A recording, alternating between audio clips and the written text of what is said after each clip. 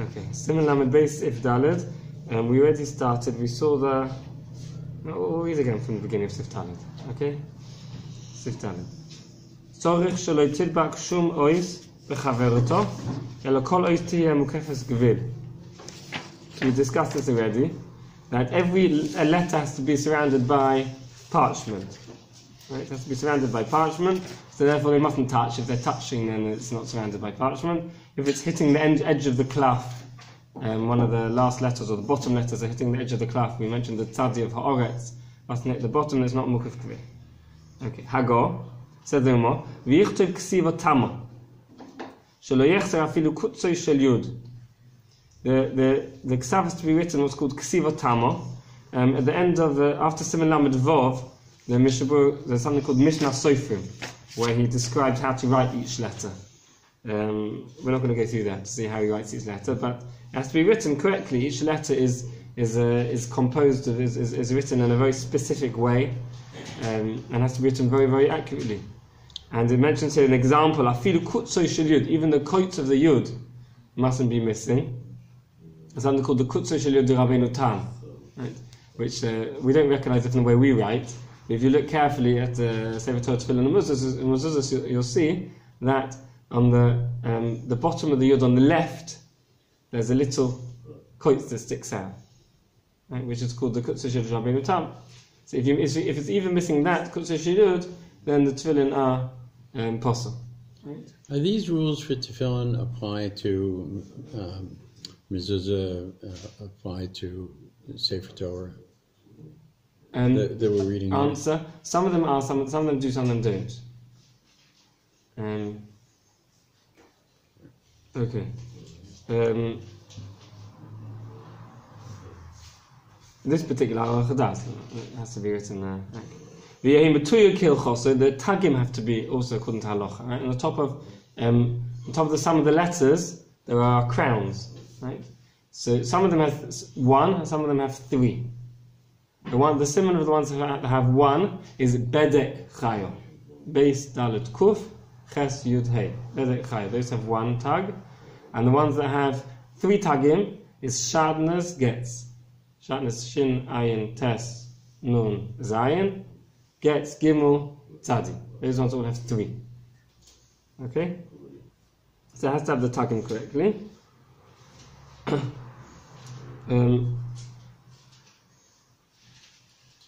So on this, the MISHNA Berura mentions, if you look at the MISHNA Berura Sivkot Tes Zayin, Kilchos Beisis Shatnes Getz, V'zehu rak l'chatchila. To be di'evet kosher l'roiv ha'poskim im lo tieg. Echad Ramam Siman Lamed Vav Sif Gimel Ein Shom. So he mentions that these tagim is only l'chatchila, according to most poskim, even if it's missing the tagim of Shatnes Getz, which are the most important ones, and it's still kosher b'di'evet, according to most poskim. Okay? Back to the Umar, now on the fourth line. Preferably, the chatchila, he should write, the writing should be slightly thick, so it doesn't get rubbed out easily. If there's a very thin ksav, over the years, there can be parts where letters are joined together, where, I don't mean one to each other, I mean the parts of the letter itself are joined together. If it's too thin, it can just get, if it's a little bit gets rubbed out there, then all of a sudden the letter's got a gap in it, it's not connected. Right? All the letters have to be connected, except for the hey and the kuf, which have hanging legs. Every other letter, all the parts of the letter have to be joined correctly. If it's written very with a thin writing, and it suddenly gets detached, then it can pass all the letter. So it should be written slightly thick, so it doesn't get rubbed out easily. And there's a mitzvah to beautify it, to write the writing as beautiful as possible. To make the mitzvah as beautiful as possible, to write it as nicely as possible. Let's move on. Sif hey, says the Shulchan Aruch. One has to write it with his right hand. Even if he's ambidextrous. If he wrote it with his left hand, it's possible. Right? So this is even b'diavad. The tefillin are possible to write with his left hand. If you can find others written with the right hand, which nowadays shouldn't be too much of a problem. The left-handed person, small didei have a yamin. Right? The left-handed person, his left hand is considered the right hand, meaning a left-handed person writes with his left. The right-handed person or ambidextrous person has to write with his right hand. A left-handed person writes with his left hand. But didn't it just say that you couldn't write with your left hand? So the Shulchan explains. He was talking about a right-handed person. A right-handed person has to write with his right hand, not with his left. But a left-handed person, his left hand is considered the right hand. When he's writing with his left hand, that's as if he's writing with his right hand. For him, that's his right hand. So there are sofers who write with their left hand. Correct. Let's have a look at the MISHNA Berura, Sif Kotzen Yud Ches. I want to start from the fourth last narrow line. There's a full stop in mine that says V'soifer. Right? It says V'soifer. Fourth last narrow line. V'soifer shekosav bimin. V'chol melachto b'smoil oy lehapach. Kosav b'migodem shenochen lechatchila shelo lekablo lesoifer. V'di'eveni nasa. If you have a sofer who writes with his right hand, but he does all other jobs with his left hand, all the other way around, he shouldn't be taken on as a sofer. Okay, we talked about with this person what hand he puts tefillin on. We had long discussions about this type of person. In terms of a sofer, he shouldn't become a sofer. If he's a completely left-handed, everything with the left hand, it's fine. But if it's in this case that he writes with his left and does kol melachto b'smolo the other way around, then he shouldn't. Now, the Al-Mekubalim, brought down the Kaf HaChaim and other Sforim, they bring down the writings of the Mekubalim, they write that one shouldn't have a left-handed sofer. They write that one shouldn't have a left-handed sofer. Therefore, people who are medactic on to do everything al pi Kabbalah, they should get from a right-handed sofer. But the Shulchan Aruch, the Ramon, all the poskim hold that it's perfectly okay, 100% lechatchila. And therefore there's absolutely no problem. Only someone who's makpid to do everything al pi Kabbalah could be machmir for this to have a right-handed sofer. Otherwise, in the case that he's ambidextrous, yeah, and he writes with his right hand, yes, is that acceptable? If he's ambidextrous, he's supposed to write with his right hand. He has to write. And he can be a sofer with. It means he can do everything with both hands. Right. Then he's considered, for all intents and purposes, as a right-handed person. He has to do it with his right hand. Right. So the only person who you shouldn't have as a sofer is somebody who does everything with his right hand, but writes with his left hand. Is that correct? Or the other way around. Everything with his right, except for writing with the left, or the other way around. Everything with his left, except for writing with his right. So if he writes with his right hand, but the rest of his body is lefty, he shouldn't be a sofer. Correct. Okay. What do you mean the rest of his body? We're talking about the hand. Yeah, but the thing that eliminates him is that he kicks with his left hand. No. He favors his left hand or his left side in every way except writing. Yeah, we're focusing on the hand, not on the feet. Kicking doesn't interest us. We're talking about the hands. I know, but so he writes with his left hand, but with his right hand he bangs with a hammer, and with his right hand he sews. Right. And with his right hand he does all those various things. Right. Okay. Yeah. Okay. Fine. Let's move on. Just interesting. The last narrow line. Just read the last narrow line. Chosav Ramah. There's a story in Mitzrayim. Someone held the kulmus between his lips. Because of when he wrote with it. Right, he wrote it with the kulmus between his mouth, between his lips, and he said that's possible. Right? So anyone who writes with it between his lips, again, MISHNA Berura carries on if he writes it with his feet. People who can write with hold it between their feet as well. So that would be possible, right? There's great art done with hands, with feet. That's correct. So that's wonderful, but just not tefillin. Sif Vav. Ein tzorich l'sartet. Okay, what's sirtut? Sirtut is the ruling of the lines. Okay? The Lashon sirtut, the Lashon seret. Seret lenefesh means, and it says in the Torah not to make cuts on our body. If someone in the goyim, when someone would die, they would cut their body out of distress. Seret is a cut. So sirtut is ruling the lines, but it's not done with a pencil or pen. It's done by etching a line in the parchment. That's sirtut. Right? Not just seret, sirita.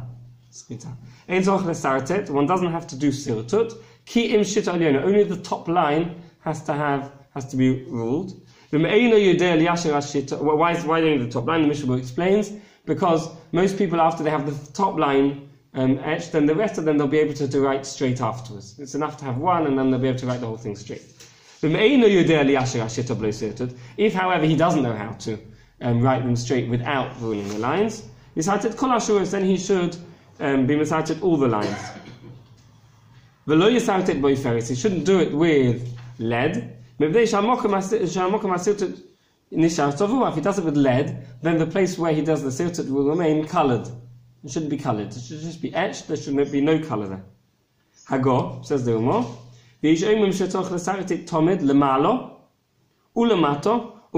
some hold that one should always do sirtut at the top, the bottom, and on the sides. At the beginning of the line, the end of the line, and then the top and the bottom. Even though he can write without sirtut, he should do that. That's the minimum. He should do top, bottom, and the sides. And that's the minhag. Do we mean the side of every line? The side of every line? The side, meaning one vertical at the line at the front, and one vertical line at the end, and then two horizontal. You're creating a box, basically. Right. So that's what the Mishnah says to you, right? What's our minhag nowadays? The minhag is mentioned in the Bir Halacha. The Bir Halacha, that's the right column. The Bir Halacha is the right column.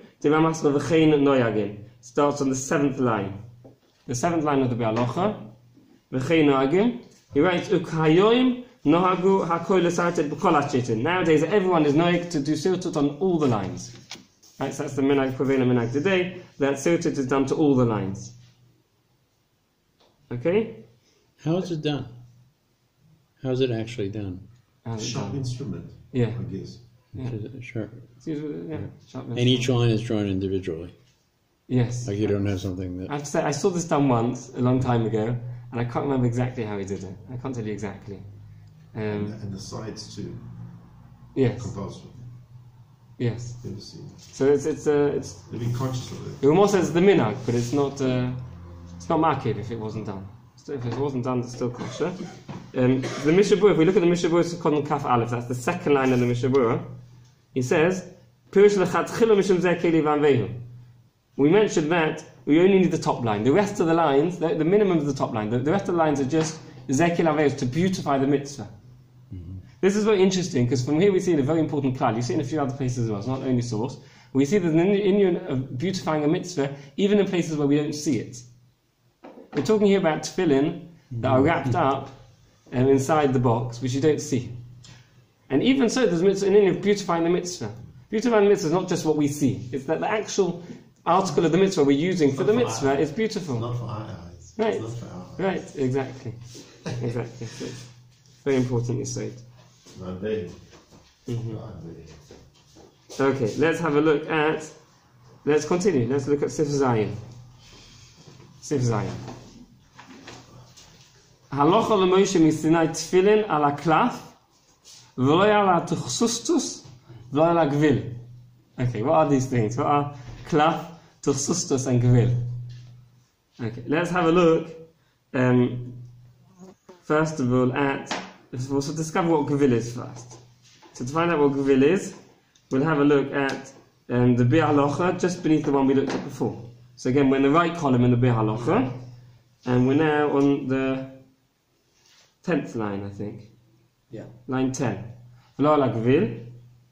Gvil hu ha'oil shelo nechlak, v'lo ychusar mimenu rak ha'se'ar. It hasn't been split in any way. The hide, the skin, has not been split in any way.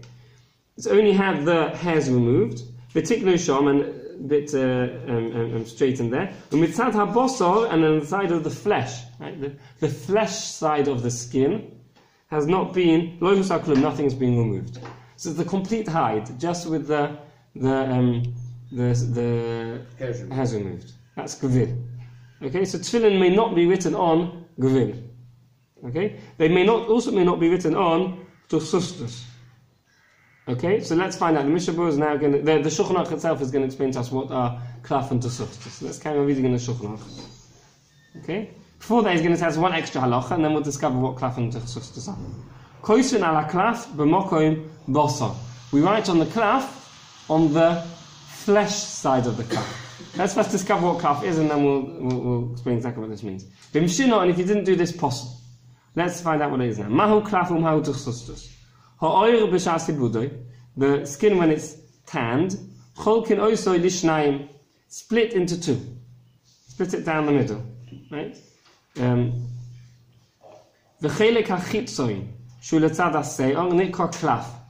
The outer half, right, we're splitting it down the thickness, right? If this is the cloth, we're splitting down the thickness of the cloth. Okay? The outside half, which is the side of where the hair is, that's called klaf. The inner side, which touches the flesh of the animal, that's called duchsustus. When it says we write on the klaf, b'mokum bosor, hainu b'mokum hayoser korov labosor, dahainu b'mokum chiburo kshu dovuk l'duchsustus. The klaf is the outer part of the skin, and we have to write on the side of the klaf, which is b'mokum habosor, the side of the flesh. Now the klaf doesn't touch the flesh of the animal. Right? The duchsustus touches the flesh of the animal. The klaf is the outer side, which is the side where the hair is. It's connected to the duchsustus, and the duchsustus is where it lies on the flesh of the animal. So the klaf does not have a side which touches the flesh of the animal. It has one side which is the side of the hair, and the other side which is the side where it touches it's connected to the duchsustus. So when it says you write on the klaf b'mokum bosor, it means on the flesh side of the klaf. It means on the side near the flesh, which means the side where it's connected to the duchsustus. That's the side where one has to write on the klaf. So just for clarity, when you split the hide, right, you have 4 possible surfaces. Correct. Right? First surface is the hair, right? Yes. Second surface is is where the split is actually made. Right. Third and fourth are connected to the animal, I guess. Connected to the flesh? No, the third one is also where the split is made, but it's on the second flesh half. side. So you can write on side 2 and side 3? No. 3 is no good because 3 and 4 are both the duchsustus.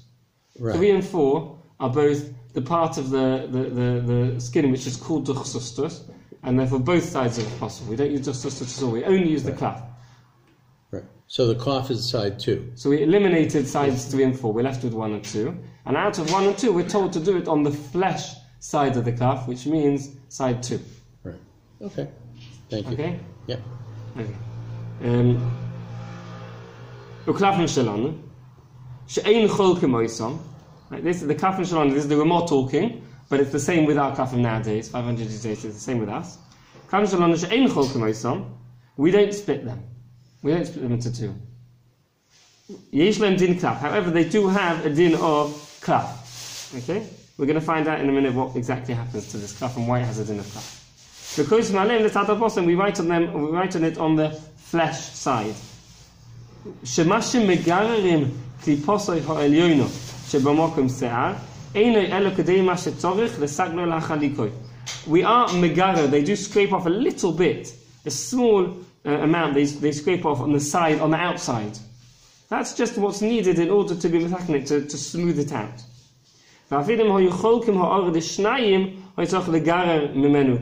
Even if one was to split the hide into 2, into klaf and duchsustus, one would always have to scrape a little bit off of the outside.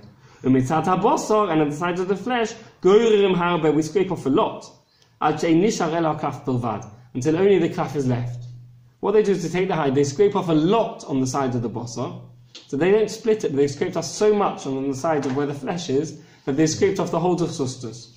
Right. And then Ramon says, don't be worried about the fact that we also scrape a bit on the other side, on the side of the flesh, and therefore you might be worried that we've scraped off the klaf. Don't be worried about that, because on that side we only scrape off a little bit, and that's always necessary. Even if we were to split the hide, you would have to scrape off a little bit on the side of the skin in order to make it smooth. So therefore it has a din of klaf, because we've scraped off the whole duchsustus, and all we're left with is klaf. That's what they did in the time of the Ramon, that's what they do nowadays, and the Ramon said that's perfectly okay. Okay, let's move on.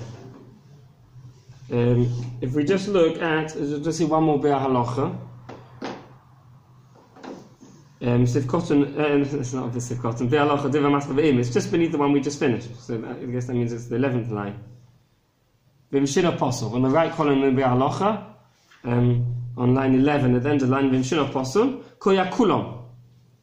So it goes on everything, meaning if he was to write, or whether he was to write on the gvil of the torah-study, it's possible. Whether he was to write on the klaf, but he wrote it on the wrong side of the klaf. It's also possible. It has to be written on the correct side of the klaf. V'afilim kosov kutzoi shel yud shelo yala klaf b'mokem boso. Even if part of the one letter, the kutz of the yud was written on the was not written on the klaf b'mokem boso. Kimshe b'mokem echol ohever me'et torah-study possible. If, for example, at one part he didn't remove the torah-study and one part of the torah-study was left, and even part of it with a letter was written on that, it's possible. Or if he was to write on the wrong side of the klaf, it would also be possible. So it says the MISHNA Berura, the next halacha. If we continue reading the next halacha, we continue where we left off. We're now on the line 13 of the halacha. You have to be very careful not to make a mistake. He should write on the side of the hair. If he may not write on the side of the hair. The ma'akev b'di eved. It's ma'akev even b'di eved. Right? You have to be very careful to write on the correct side of the klaf. The way to recognize which side it's on is Sadu Samach Labasa. Roim le'ezet sad shaklaf miskavis. It says if you make the klaf a little bit wet, then you can see which way it shrinks. And that way you can determine which side of the animal it is, if it's the side of the flesh or the side of the hair. He says, however, don't do this to old tefillin and use it to pass old tefillin and claim that they were written on the wrong side. We rely